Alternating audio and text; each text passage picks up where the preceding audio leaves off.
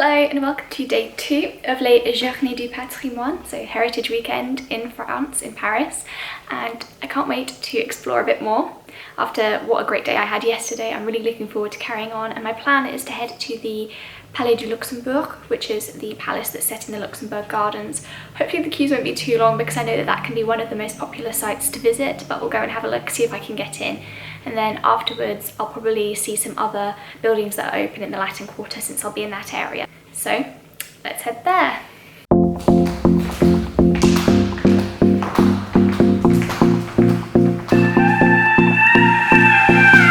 Do you miss me at all? Do you think about the things we used to do?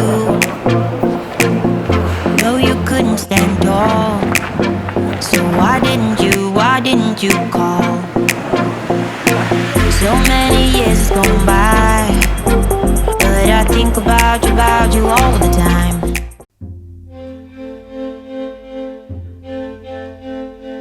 The Luxembourg Palace was built between 1615 and 1630 at the request of Marie de Medici, mother of King Louis XIII, as a royal residence in the style of her native Florence's Palazzo Pitti.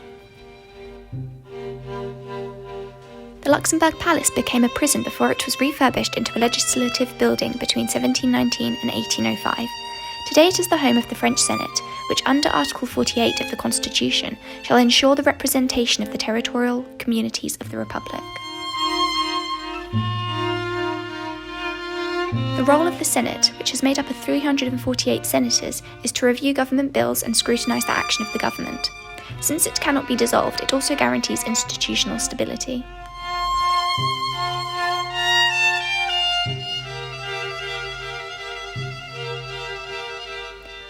This room you are looking at right now is the Room of the Golden Book.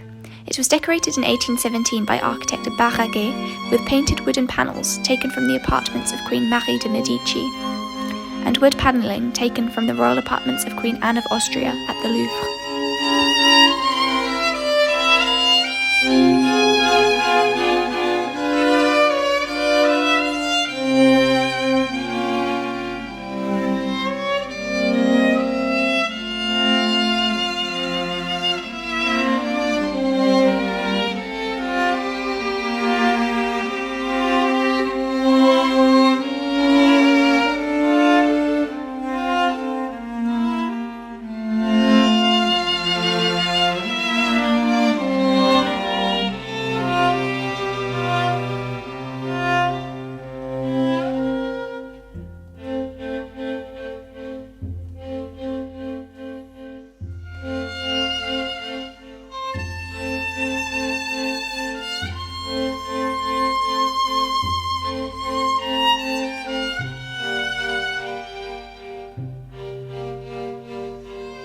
The Great Gallery, now referred to as the Library Annex, was completed in 1630. Stretching along the whole length of the east wing of the building, it was originally designed to display 24 paintings of Rubens in honour of Henry IV, but that project never came to fruition. This is where the first European painting museum open to the public was set up from 1750 to 1780. I don't know about you, but I found this library an absolute dream. It really reminded me of Beauty and the Beast, especially with all the ladders and staircases climbing up to the higher shelves. The shelves of books were endless. It really was a joy to wander around and look at all the spines and just imagine having the time to sit there and read them.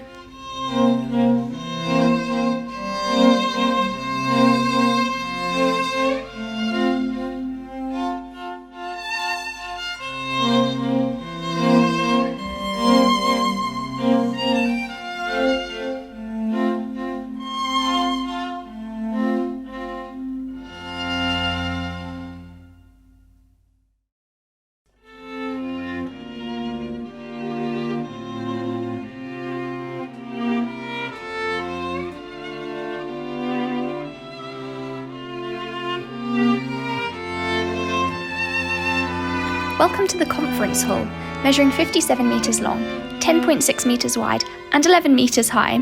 This room, designed by Alphonse de Gisors, completed in 1854, was created by assembling 3 separate rooms from the original building. Its decoration is a very fine example of Second Empire style.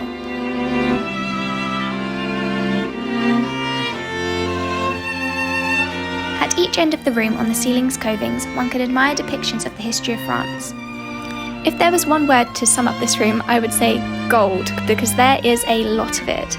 And I can imagine that coming to work in such a grand place must be an incredible experience.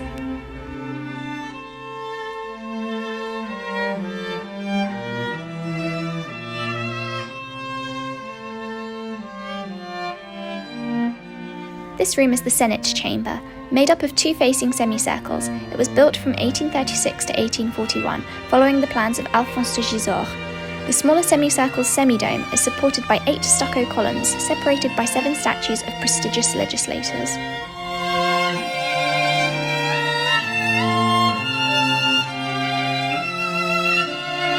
"15 desks display commemorative medallions of former senators, including Victor Hugo, Pierre Rousseau, Edgar Faure, and Maurice Schumann.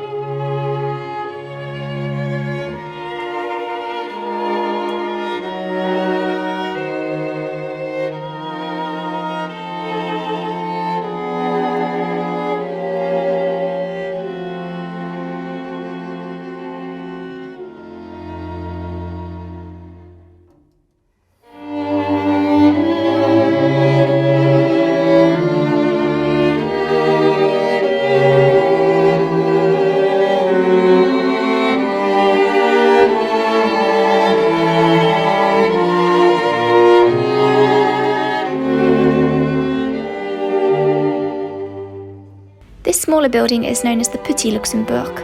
Built towards the middle of the 16th century, this mansion was purchased in 1570 by François de Luxembourg, Duke of Piney and peer of France, before it was sold in 1612 to Queen Marie de Medici, who had her palace built nearby.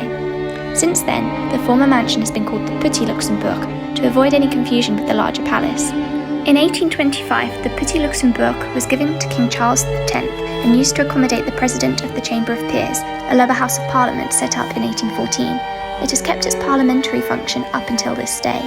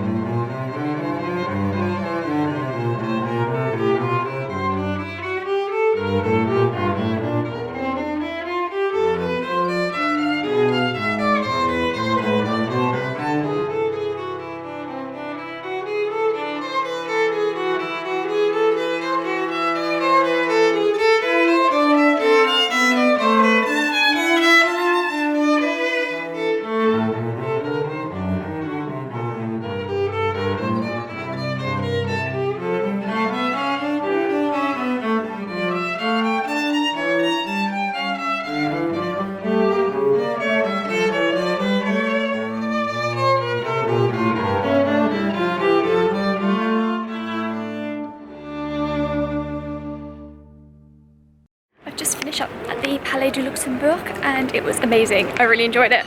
It was a long way, over 2 hours, but I'm so glad I did it. And now I'm heading to the Collège des Bernardins, which is supposed to be a really pretty Gothic building. So let's go.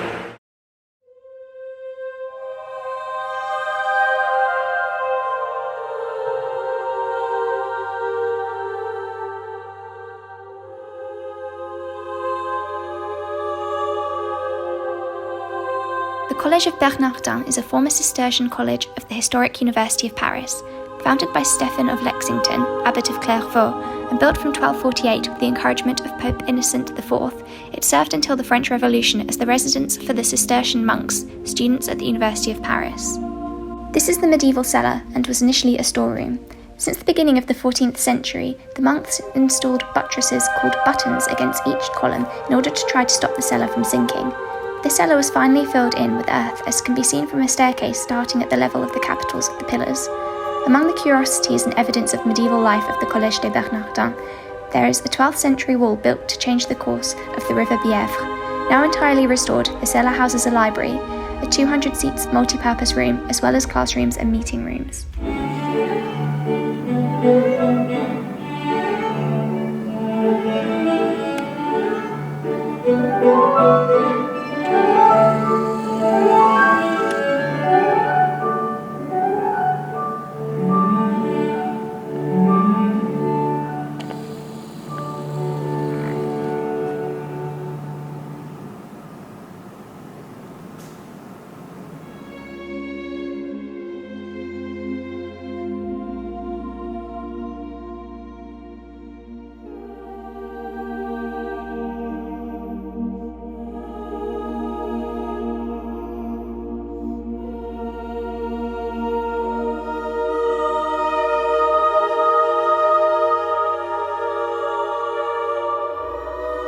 The large nave, once the monks' living space, is exceptional for its sobriety and refinement, and hosted the classrooms, the refectory, the chapter, and the kitchen. I love the simple beauty of the stone, which is exposed in all its glory, and there isn't much decoration, but something about the ancient stone speaking for itself just really gives this place its own beauty.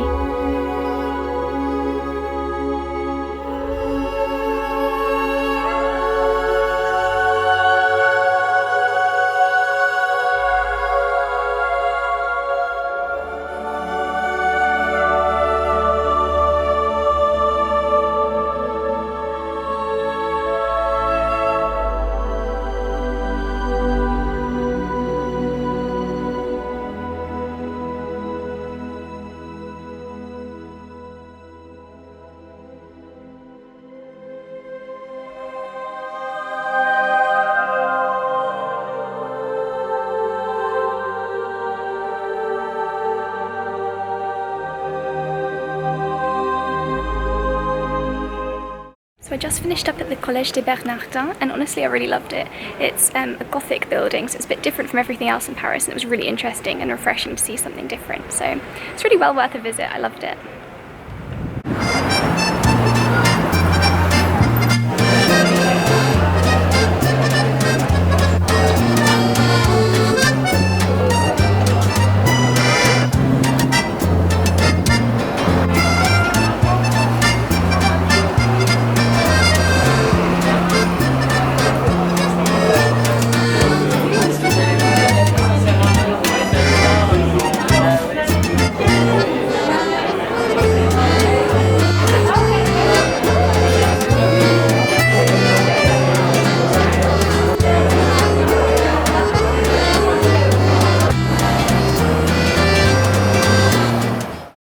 So as you could probably see in my last bit of footage, after I went to the Collège des Bernardins, I met up with a friend from sixth form, a really good friend, and we went out for crepes. I had a savoury crepe with smoked salmon, and then a sweet crepe with homemade salted caramel and praline, and the best crepes I've ever had. So good. It's definitely a place I'll be going back to, and it was delicious. And I've just come back, and I'm probably going to have a chill evening because it's been a long day. Again, I was queuing for so long. When I arrived, I probably got there about 10 AM, so I got there really early, just when the Palais du Luxembourg opened. and the queue was already massive. And when I joined way after the 2-hour wait mark point, so it was a long wait. A lot of standing around, but luckily the Collège des Bernardins is not as famous and well known, so I didn't have to queue to go in there. It was a lot easier, but I'm ready to have a chill evening. So thank you so much for watching. If you like my video, please subscribe to my channel to see more adventures around Paris, and yeah, I hope to see you next time. Bye!